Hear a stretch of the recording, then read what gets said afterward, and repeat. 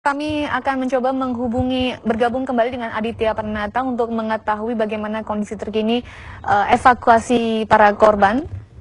Adit, bagaimana perkembangan terbaru pada saat hari ini?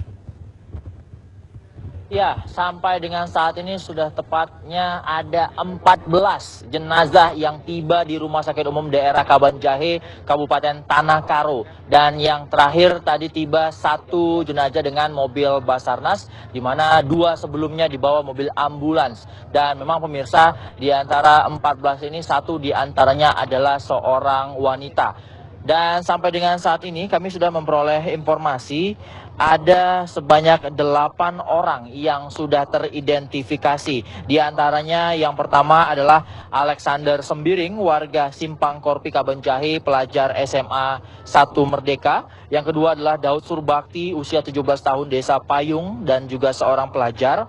Yang ketiga adalah Dipa Nusantara, 17 tahun, SMA Brastagi. Yang keempat David, 17 tahun, kelas 2 SMK Simpang Korpri. Yang kelima bernama Mahal Sembiring, usia 25 tahun, guru honor di SD Guru Kinayan asal Payung. Yang keenam Rizal Saputra, 23 tahun, Jalan Karya Bakti Medan, dan diduga seorang jurnalis ataupun juga wartawan salah satu media di Sumatera Utara. Yang ketujuh adalah Teken Sembiring, usia 47 tahun, Desa Gurki. Dan yang kedelapan Santun Siregar, usia 25 tahun, dari GMKI Kuta Cane, mahasiswa. Dan saat ini bersama kami sudah ada seorang keluarga dari Mahal Sembiring, Mahal Surbakti, maksud kami, seorang guru honor. Baik, Ibu, dengan siapa namanya Ibu? Febrina Berupandia. Ya, Ibu Febrina, bisa diceritakan cerita awal sebelum Bapak Mahal ini pergi? Iya. Kemarin ada Pak Mahal ini mantan kuliah di Quality. Kemarin ada kawannya 4 orang dari Kota Cane datang ke Payung, nginap di sana. Baru kawannya tadi mau lihat gunung karena sering meletus, sering orang cerita, dia penasaran gitu kan. Jadi tadi pagi siap sarapan pagi, orang itu langsung ke Sukamria.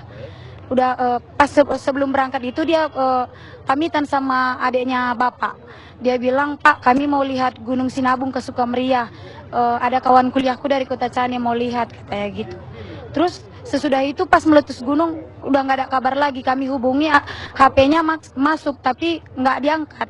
Dia pamit itu dari mana Ibu? Dari Desa Sugurki atau dari pengungsian? Desa Payung. Desa Payung. Iya, semalam orang itu kan nginap di Payung. Baik. Karena datang kawannya dari Kota Cane.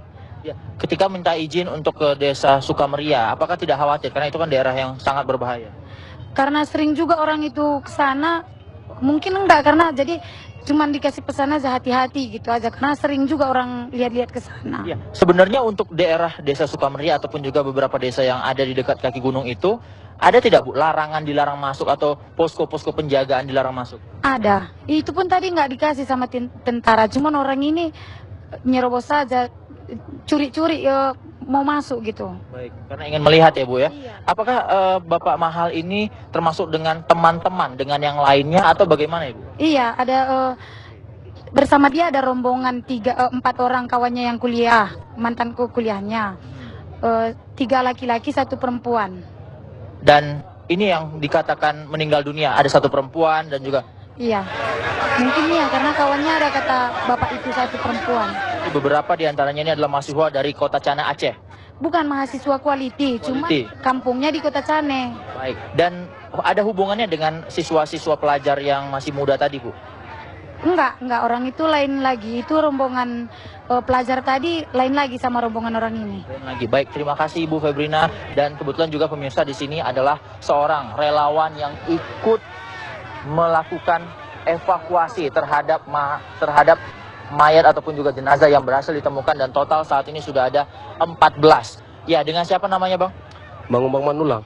Bang Manulang, bisa diceritakan sama kita mulai dari jam berapa melakukan proses evakuasi ini Bang? Tadi sekitar menjelang siang kami mendapat informasi bahwa ada tadi kata seorang anak-anak yang dilarikan ke rumah sakit Eparina karena pagi-pagi itu dia bersama orang tua mau ziarah katanya ke kampungnya. Ternyata waktu pas ziarah gunung meledak.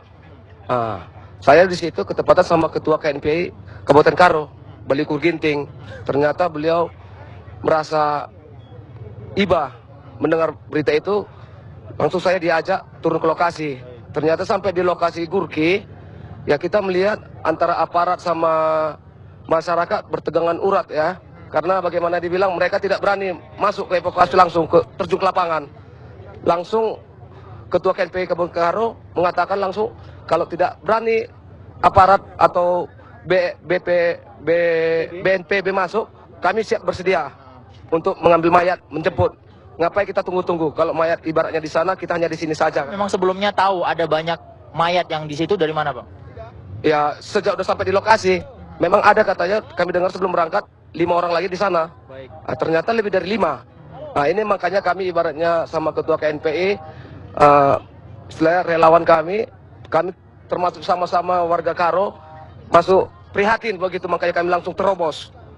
Kalau tidak mau ibaratnya yang bergabung sama kami, ya terserah. Penting kami membantu masyarakat yang sudah tergeletak di sana. Dari mulai pukul 3 sudah terlihat beberapa jenazah. Lalu apa saja yang abang lihat ketika mendapatkan yang 1 sampai dengan yang terakhir, dan kondisinya seperti apa, jaraknya seperti apa?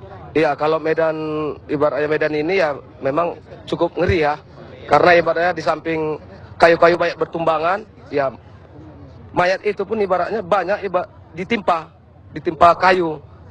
Makanya kita ibarat payah mengevakuasi kalau tidak ada ibaratnya ala-ala seperti Sinso, supaya kita ibaratnya bercepat mengevakuasi, karena sebagian mayat ini kalau ditarik lepas kulitnya. Jadi terpaksa kita untuk ngapain, menggalang tenaga, kita rame-rame sebelum karena ada Sinso kita mengangkat kayu. Jadi supir diinstruksikan beberapa teman supaya standby, karena kita menjaga bagaimana ibarat tindak lanjut gunung kita ini.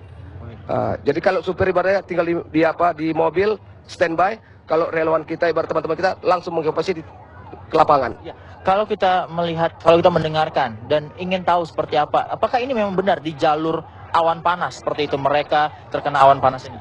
Iya, memang udah dekat sekali, karena kalau saya melihat tadi kita berdiri sini, gunung itu udah di sana, dekat kali.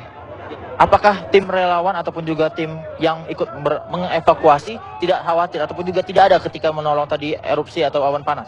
Ya itulah makanya kita wanti-wanti sebelum kita masuk, berapa radius kilometer kita melihat ke gunung sebentar. Kalau memang tidak ada ibarat reaksi, kita terobos. Makanya kita di lapangan sistem cepat semua.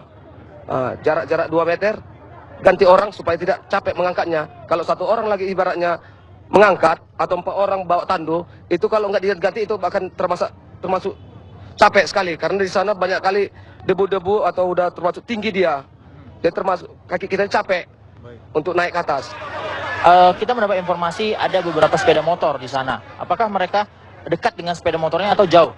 Ya, kalau sepeda motor itu tidak saya lihat, cuman ibaratnya teman tadi saya tanyakan, memang nggak pala jauh dari meninggalnya si korban kepada sepeda motornya. Baik, terima kasih Bang atas keterangannya dan juga ceritanya terkait dengan proses pengevakuasian 14 jenazah yang telah berhasil ditemukan walaupun dalam kondisi tidak bernyawa lagi. Nanti saya akan kembali pemirsa untuk kembali bertanya dengan pihak BNPB ataupun juga beberapa narasumber lainnya terkait dengan ditemukannya 14 jenazah yang saat ini sudah berada di Rumah Sakit Umum Daerah Kabanjahe, Tanah Karo.